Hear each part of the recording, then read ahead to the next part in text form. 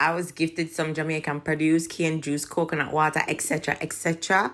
Unfortunately, the cane juice started to ferment. Me and my bright idea, I decided we're going to turn it into cane wine. Right, let's see. You hear that? That start ferment already. All right, we're going to throw that in here. See, guys? You say it looks slimy? So we're going to mix up the cane juice and the coconut water. And we're going to combine it with some ginger and some other ingredients. And we're going to turn it into a nice homemade wine. This wine is going to be sweet, but it's not going to be overly strong.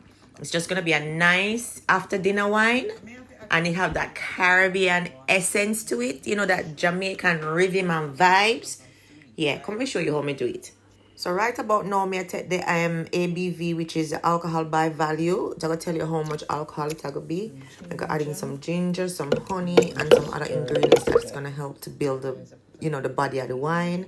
A little bit of honey in just to help with the fermentation stage.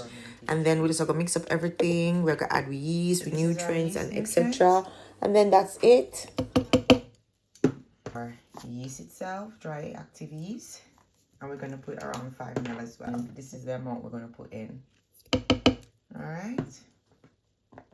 Guys, we're not going to stir it. We're just going to leave it like this. And then I'm going to add my lid back on. Like so. And then we're going to leave on the counter for around 7 days until the fermentation is all over. When that is done, I'll come back and I'll see you.